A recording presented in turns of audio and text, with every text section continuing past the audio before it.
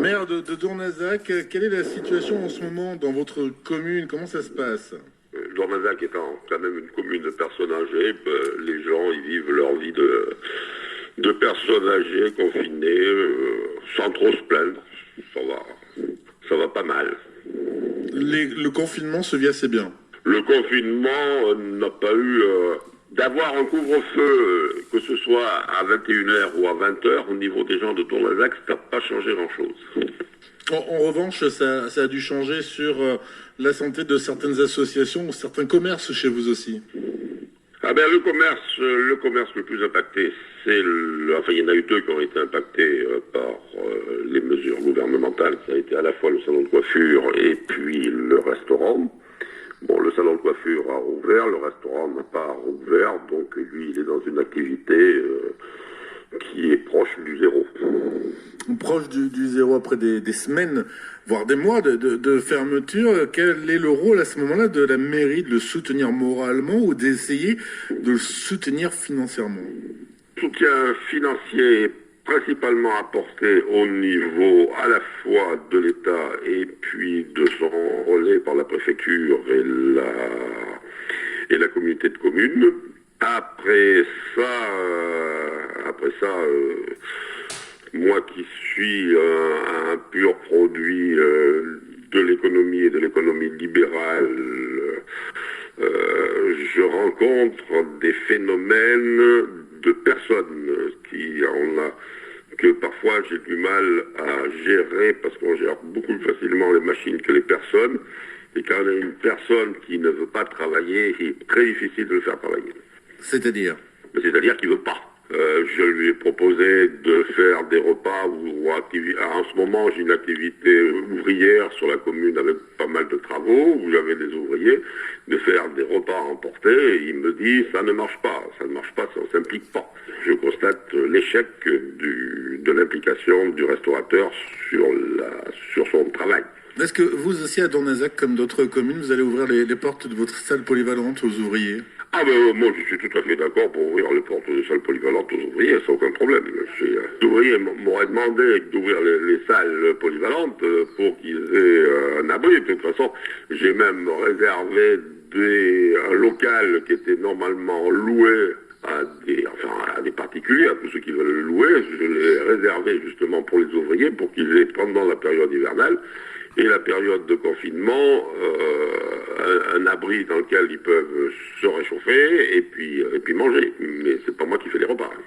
Christian Bonnat, vous nous parliez de beaucoup de chantiers, des chantiers portés par la mairie? Alors c'est tous les chantiers qu'on a sur la mairie. J'ai des chantiers d'enfouissement, j'ai des chantiers de l'ODAC, j'ai des chantiers, un gros chantier parce que j'ai une MEX, en ce moment il y a un gros investissement du conseil départemental sur cette MEX. Ce qui fait qu'il y a pas mal d'ouvriers qui gravitent sur la commune. On peut dire que Dournazac contribue à la continuité de l'activité. À la continuité de l'activité économique, oui, ça c'est sûr. Dites-moi, on est dans ce pays du châtaignier. La foire aux châtaignes n'a pas pu se tenir ces dernières semaines. C'était un coup. Non, c'est-à-dire, non, j'en ai fait une foire à la châtaigne qui a été concentrée sur une seule journée, c'est-à-dire le dimanche, où ça ressemblait à une foire, comme j'ai rencontré sur pas mal d'autres communes qui avaient été au nord de la Haute-Vienne, là sur Blanc, où ils avaient l'activité sur les chapons. Ils en font une foire alimentaire. Là, ce matin, j'ai vu aux confins du département sur Chassenon, où il y avait un gros marché de Noël, c'est une foire alimentaire. Dournazac, ça a été aussi une foire alimentaire, entre parenthèses, qui a duré sur 3/4 de journée. Le marché a sauvé la traditionnelle fête. Voilà, la traditionnelle fête, j'espère qu'elle aura lieu en 2021. C'est mon plus grand souhait. On parle de Dournazac en votre compagnie, Christian Bonnat. Dournazac, ses commerces, mais également ses services, comme le médecin ou le pharmacien. Dournazac, il y a un médecin en activité. Il y en aurait deux, ce serait très bien. Et qu'est-ce que vous pourriez faire à ce moment-là pour attirer un second médecin? Vous avez des idées ou pas? J'ai beaucoup d'idées, si vous voulez. Mais il faut qu'il y ait des jeunes qui adhèrent à vouloir travailler en milieu rural. On n'a plus personne. Pourtant, Dournazac a son charme. Dournazac a son charme, ça c'est sûr. Mais c'est pas parce que Dournazac a du charme que vous allez amener un deuxième médecin dans voire un troisième médecin. Pourtant, j'ai un bâtiment qui est tout neuf, qui justement est fait pour accueillir au moins un deuxième médecin, mais il faut le trouver. J'avais une ophtalmo à Dormazac, elle a disparu, elle n'a pas été remplacée, etc., etc. Mais c'est pas un problème que j'ai propre à Dormazac. Je le rencontre sur la Haute-Vienne, un peu partout. Christian Bonnat, vous avez des projets pour Dornazac dans les prochains mois? Alors, le projet principal qui va se faire, c'est justement le renouvellement de l'assainissement, oui. Le renouvellement d'une station d'épuration qui est complètement obsolète, de façon à pouvoir redonner une vie aquatique à ce que j'ai connu quand j'étais jeune, avec des poissons dans la rivière, plus le reste. Et c'est un projet qui vaut à peu près 1,4 million, c'est-à-dire que pour une commune comme Dormazac, c'est énorme. D'attirer des pêcheurs et du tourisme, du coup, autour de cette activité.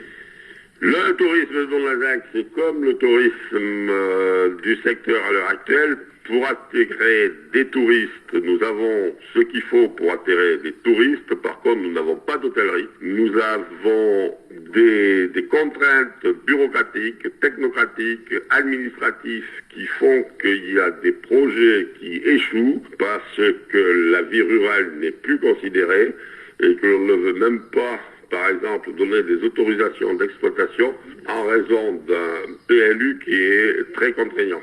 Au plan local d'urbanisme. Dans le local d'urbanisme. Il faudrait que les PLUI soient faits beaucoup plus par des économistes que par des technocrates bureaucratiques.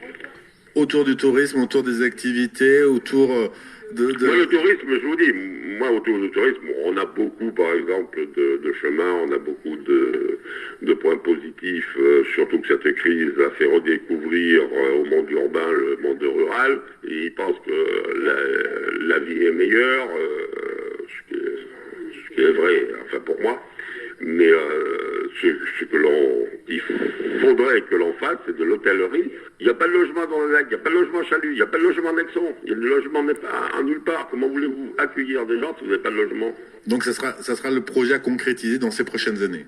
À condition de ne pas être barré, comme j'ai récemment, c'est pour ça que je vous en parle depuis 3 jours, par cette technocratie bureaucratique française que je ne vis pas dans d'autres pays européens ou mondiaux. Christian Bonnat, on va terminer cet entretien. Quelle est la chose que vous souhaitez dire aux habitants de Dornazac à l'approche des fêtes?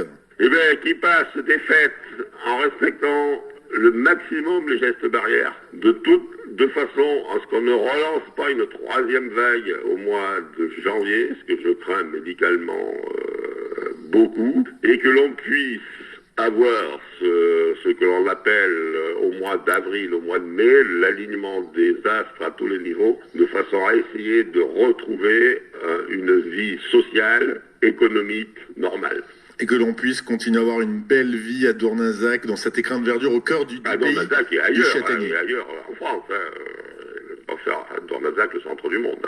Et pourquoi pas? C'était en tous les cas le centre du monde aujourd'hui sur Kaolin, en votre compagnie. Christian Bonnat, maire de Dornazac, merci à vous. Eh bien, merci.